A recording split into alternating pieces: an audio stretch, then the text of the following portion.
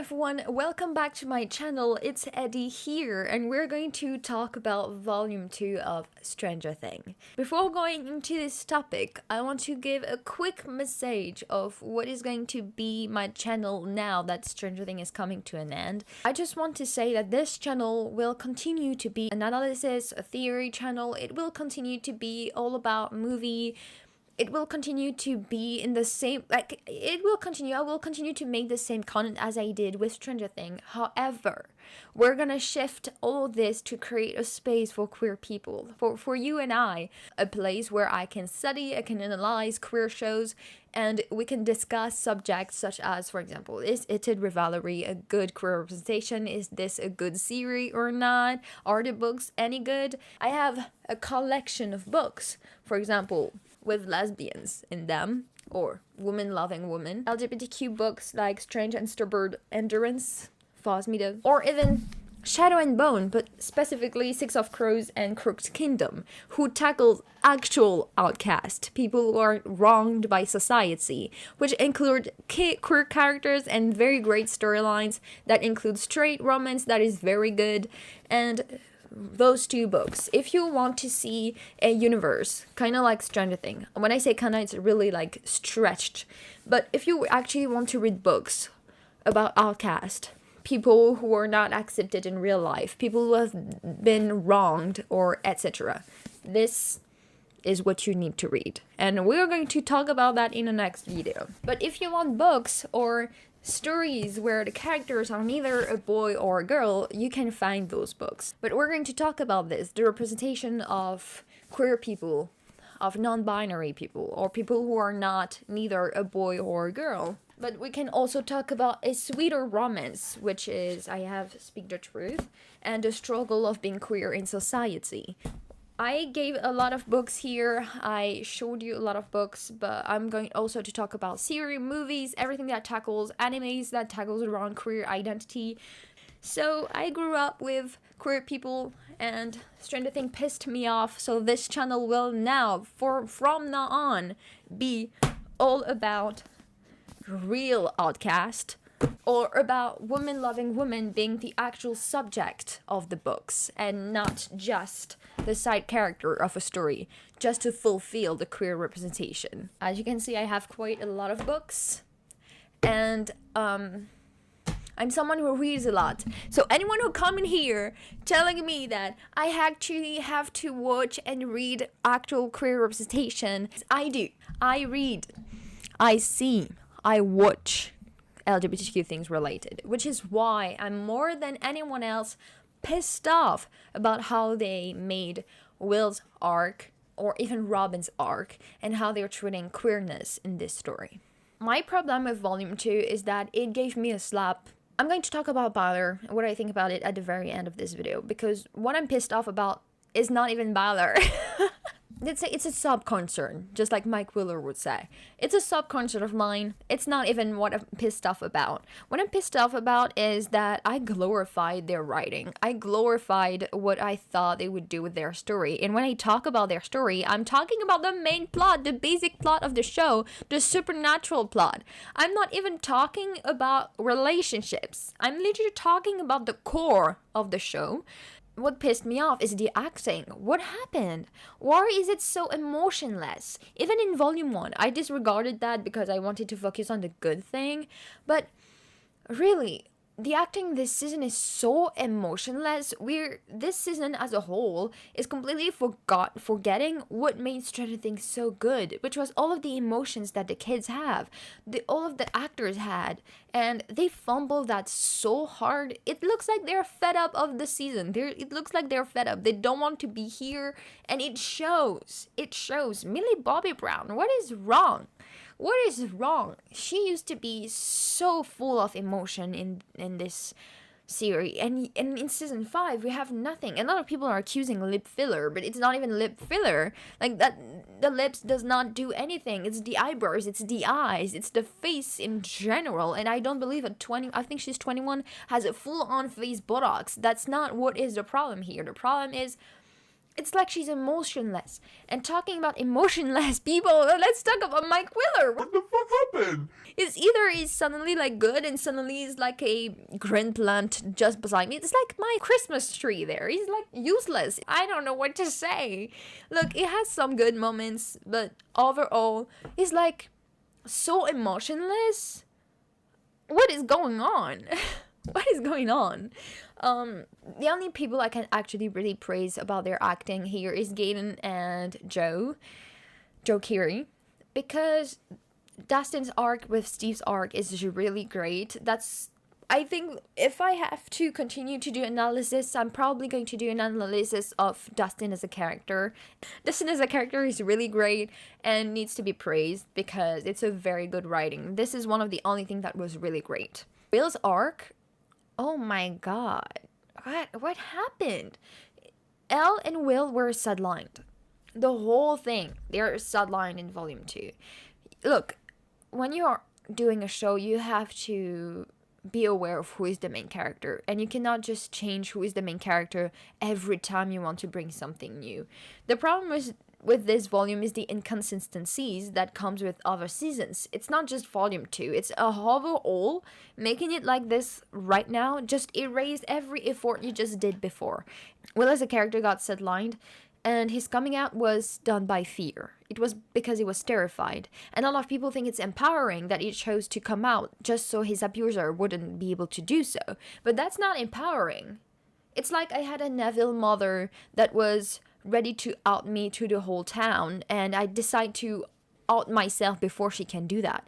I didn't do that on my own accord. I didn't do that because I was proud of myself and I was accepting myself. I did that because my abuser was forcing me into doing that. My problem with Will as a character is that they centered him around with Mike. That was unnecessary. The coming of age of Will's story, because it's so centered around Mike, does not feel genuine, and it does not feel great. It feels like just suffering with a very few minutes of happiness at the end, which is not satisfying in any kind of capacity for queer people. Joyce is still always with Will, but at least she's here with him. But it feels like that's the only thing they do in this season. Will is suffering, Joyce is there to help him. Will is suffering, Joyce is there. She's the only one that really cares. Like, I think they didn't put the emotions at the right place, the speeches at the right place, the dialogues in the right place. I don't know, like, Will is passed out, you don't know what's going on, and no one actually cares that he woke up. It's like there's only Joyce's that really cared. The moment where Elle finally saves Will is so underwhelming. It's like a lacking of emotion completely. And overall, the character's lack of emotion is very prominent and very bad, because the whole core of Stranger Things was the relationship that they all built with each other. Familial love, platonic love, romantic love was everything that made the show good, because that's what really was the core of the show. And they removed that completely, and it just makes it bad, you know? It just makes it bad. And they take that again when Lumax, for example, reunite. That's when they refocuses the show about relationship and how love conquers evil and conquers fear. And now that's a beautiful moment. But once you leave that, Max coming back to life is so underwhelming for everyone else too. Everyone is just standing there smiling and all that, which is, you know, it's sweet.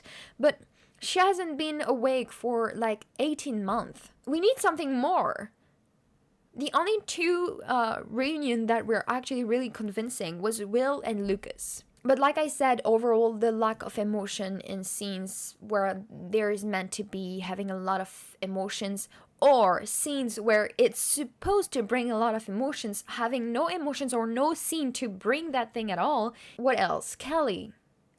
When they brought Kelly back, like I said in my predictions, I thought that Kelly would be there to empower Elle to find her identity. But instead of making Elle finding an identity, they made her suicidal. What? After all this, instead of empowering her, you're making this as she's going to off herself?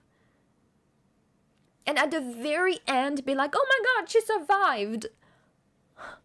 We want an empowered person, someone, a girl that got taken everything. We want to see her empowered, not ready to hold herself. What are you on? What are you on? What did you do? Why did you do that? Like I said, Will's coming out was really terrible to me. When I say this, I have multiple things that I have against it. First of all, instead of making a coming out to a few people that are very close to him, he comes out to a lot of people. And like I said, this could be related to what is going to happen in the finale. So I can't criticize everything without all of the answers. It felt so wrong because a lot of people think it's empowering. It's not empowering. He does that because he's feeling obligated to do it. And he's trying to convince. I might cry talking about it. Okay, it's fine. I'm sensitive. Instead of him being really empowering himself, which is, to me, if he really wanted to show to be empowered, instead of making 100 like statement that is no different than them, he should have just been like, I'm different, and it's clear that there's this part of me that is not like yours, but it doesn't really makes me different. I just love differently. I have a different way to love, and it's fine. I don't like girls, but I'm no different from you, and I don't want you to see me differently because I'm not really different. Like, I feel like that would have been better than him being like, oh, I like this just like you do. I like this just like you do. I like this just like you do. And he's sobbing, he's crying, he's having a panic attack at the same time. It's not empowering when you see him literally being destroyed, being terrified. It's not empowering. He does this because he's scared that Vecna is going to use this against him. It's not empowering. He does this out of obligation. And yeah, Mike realized that Will was talking about him, so I expect them to at least have a talk. Don't let them just ruin their friendship like this. Either let Will say, I don't want to talk to you anymore, I want to move on fully, and that's fine. But at least make Will and Mike talk. Make them have closure about this. Let Will have some closure about this relationship. Please, I'm begging. That's the only thing I hope. The reveal of what the Upside Down is. The wormhole was so obvious that I thought it was not going to be a wormhole because it's so obvious that it's not interesting. But it ended up being a wormhole. There's a very big lack of it's not consistent. Nothing is consistent. The Upside Down is mixed up with Vecna's power and the Mind Flayer, as well as is mixed up with science and Dr. Brenner's experiments. The problem is that they gave a lot of information in the play, but how do you want to give all those information in 1 hour and 30 minutes left? The exploration of the Upside Down and what the Upside Down is, the difference, like the dimensions, etc., should have been more explored way much more than it was. I feel like it's kind of underwhelming to just learn at the very end of the show, oh, this was that, and from the beginning we would get it wrong, we got it wrong. I feel like this is a bad way to go for it.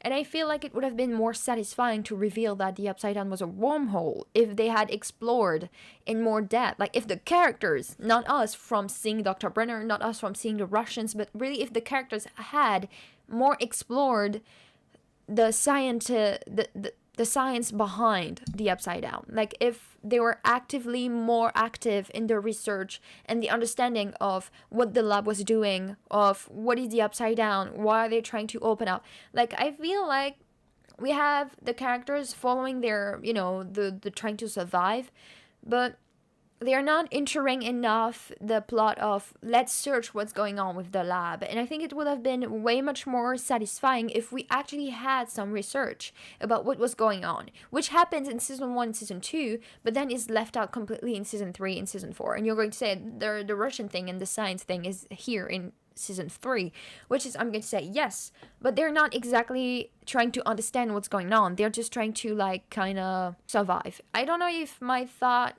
kind of is expressed correctly and my point comes across.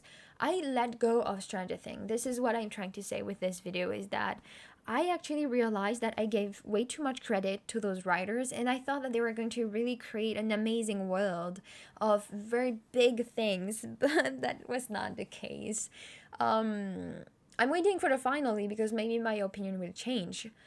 However, I think I gave them too much credit in the sense that I really thought that they were going to create something really amazing, but they went with the obvious choices, which makes me believe that from the get-go I read the show wrong. And when I say that, I'm not talking about Byler, I'm talking about the supernatural plot, what they plan to do with Henry, what they plan to do with Vecna, what they plan to do with the Mind Flyer, what they plan to do with the mixing of those dimensions, Will being a bridge, and everything like that. I feel like when they say analyze the show, they meant analyze it in the surface level way and not in a deep way. And I got wrong because I felt like they meant it in a deep way and not surface level way. I mean, there's cool Easter eggs here and there, but it's not really like you don't need to make a deep analysis of the show to understand things. Like the wormhole, the fact that they talked with it with Mr. Clark was clear enough of that it meant that the Upside Down was going to be a wormhole. And I didn't want to believe that because it felt so easy to create this storyline, and I didn't want it to be that way. So I didn't want it to be easy. I really wanted this to be a very pushed idea, very strong world, but at the end they made it quite easily. If they wanted to relate it to science, I'll continue to say that they should have made it more clear that the characters were trying to search what the Upside Down was, and it came from them slowly understanding it more than just it being thrown at their faces like that because Dustin read a book. Where's the Mind Flyer? If you have watched the first Shadow, you would realize, and even if you really paid close attention to the show, you would realize quickly that the Mind Flyer is an extremely big, important part of the show. Making it only a plot twist at the very end is to me not a good choice. Because, oh my god, the Mind Flyer actual importance in the show is so much bigger than people think, and you're gonna do what? Just like the rest of it? A plot twist? Oh. Look, plot twists are good, but you cannot make 100 different plot twists in the finale. that's not great. I don't know. I feel like this volume was very underwhelming. A lot of things happened, but at the same time not much happened. And there's Easter eggs and there's some information about who Henry is, etc. in his life, but it's so not in depth. It's very important to understand who Henry was, what happened, etc. And we have the suitcase that is a very big information because in the suitcase there is the particles of the Mind Flyer, and you know it's all relating to each other. But you only have those information because you watched the play and not because of the show. So what? Once again, it's going to be a reveal at the very end.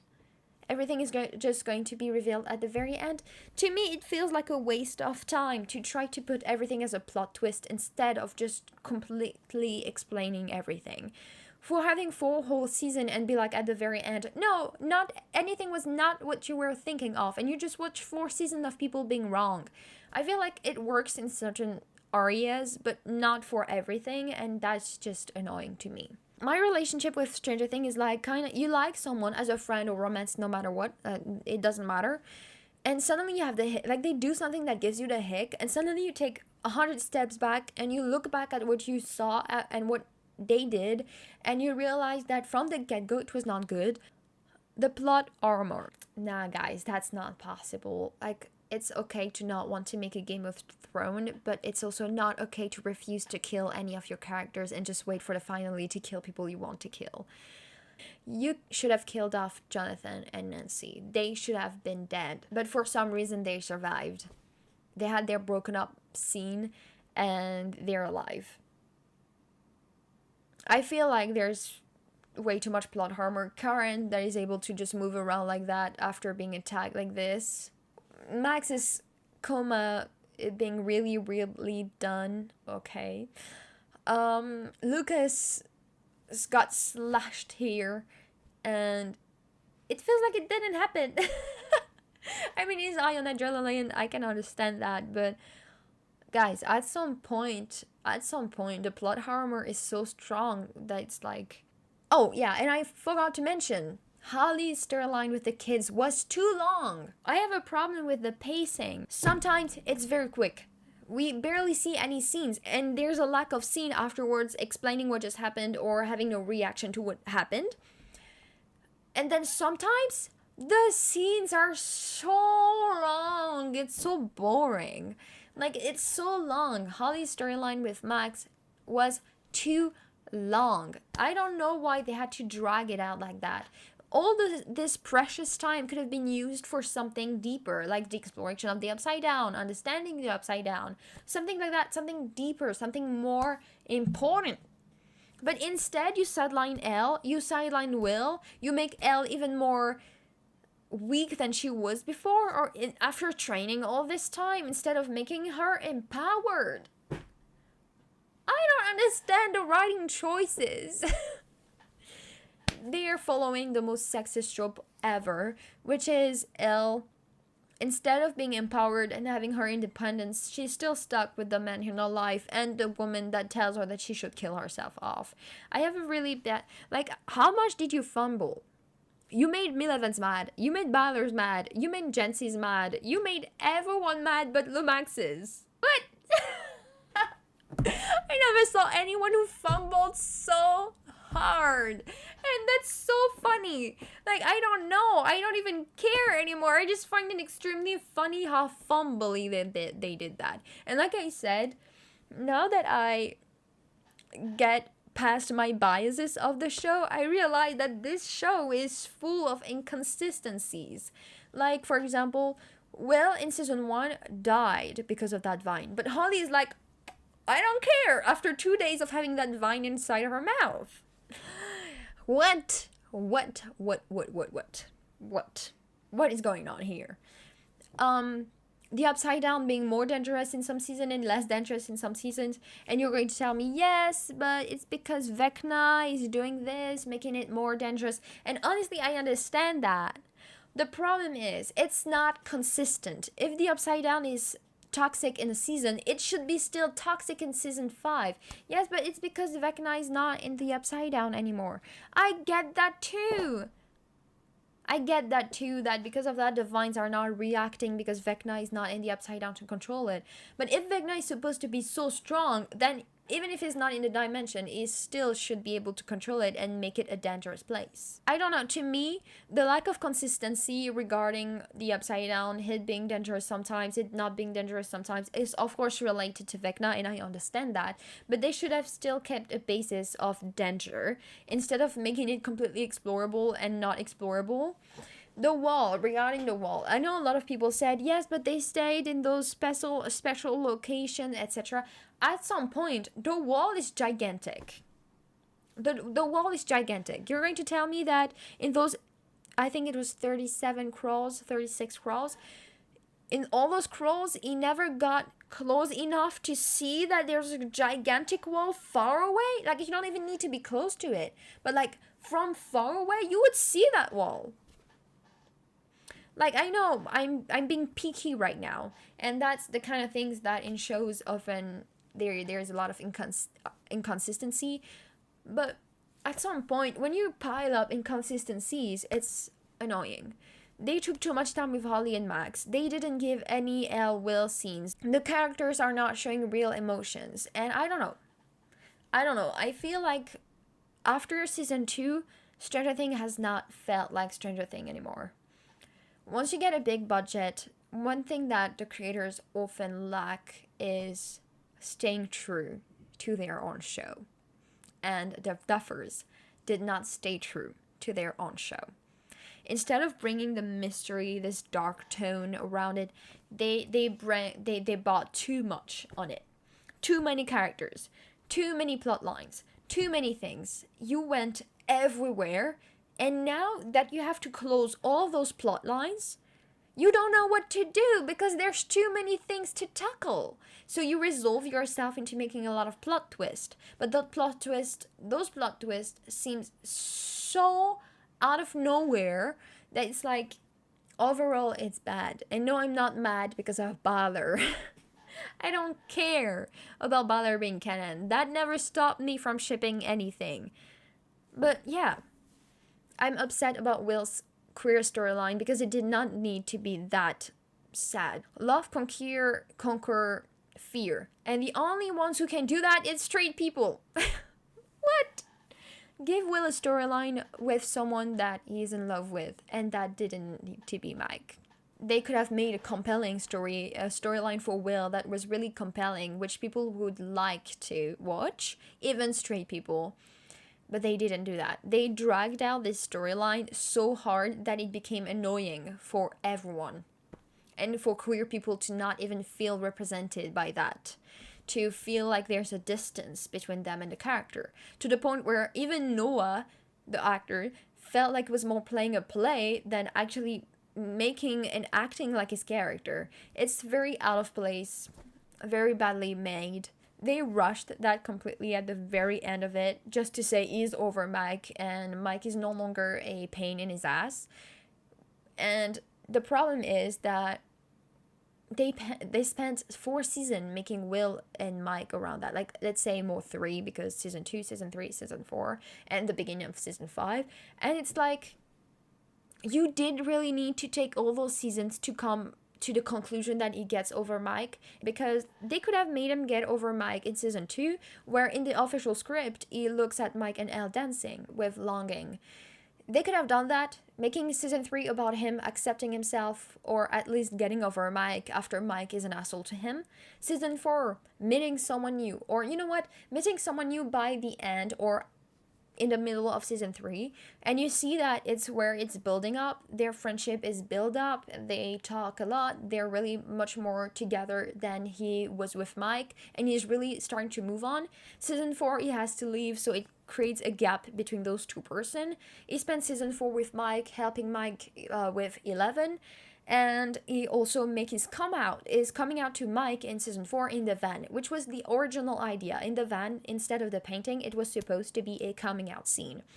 They could have done that. They go back to Hawkins and will reunite with the person he's been waiting for a long time, but is still scared because he is gay. And then season 5, you bring Robin, and that shows him that he can have this, and he completely, he makes his whole acceptance arc, and he also gets to have his love story reciprocated by the end of the show. The thing is, it was never necessary for it to be Mike, and we're not mad that it's Mike. It's that they could have written a really good romance story about rejection, acceptance, and then finding the love of your life without it being completely rushed by the end of the show. And that's what gets me mad, is that if they wanted to give Will a epilogue boyfriend, they could have just made him have a boyfriend in the story and it being compelling. The problem is, with this episode, a lot of homophobia came into the picture, because everyone is like, what the fuck does it have to do with anything? They hide it from the general audience by using subtle clues, what is happening with Will, left it open for interpretation after season 3 and after volume 1 of season 4, instead of making it very obvious. I mean, for us, because we are smart, it's obvious that he's gay since the beginning, but for most people it was not. And for homophobic people that doesn't want to see that, so they put a wall in front of their face in front of their faces to not see it, they purposely made it so they didn't see it. So it just feels like a slap on their face at the end of season 5, at the end of episode 7, because they're like, oh my god, why is that necessary to happen now? It's necessary because Vecna is trying to use that against him, but in my opinion that was not the way to make a coming out scene. It's actually more terrifying than anything else. I know a lot of people will joined my channel because I was talking about Byler, and I'm going to say it now. I'm sorry, but I don't believe Byler will happen. I have no hope. From a narrative standpoint, it's so inconsistent that it's actually really bad. And of course, it's a very great show in the sense that it gives a lot of wonder, it's supernatural, it's a bit different. But for example, the message of coming of age of Outcast, I feel like we left that in season 1 and season 2. I think we lost that completely after season 3. And it's now no longer the message that really they're trying to come across, even if they do some things that appear to be for Outcast. In general sense, you can clearly see that it became something that is very liked from the general audience, and they no longer try to cater to their niche little group, but more from the big group of people. And the way they handled Will's coming out is a very good example. But absolutely, the finale is all about Suicide Watch. You need to call the numbers because Hopper, Callie, 11, and in my opinion, Will all want to kill themselves. So now that we do that, what is going on in that show anymore? It was supposed to be a positive show, love conquer fear, and now everyone wants to kill themselves off. Like, I'm sorry, guys. I just feel like this show is more ridiculous than anything else, and we just gave it more credit. So yeah, that's my opinion on that. Thank you for watching this video. I didn't even need a script. I just wanted to talk about it. I'll see you in the finale, after the finale, to see what we can talk about, what we can do. And yeah, thank you for watching. Goodbye.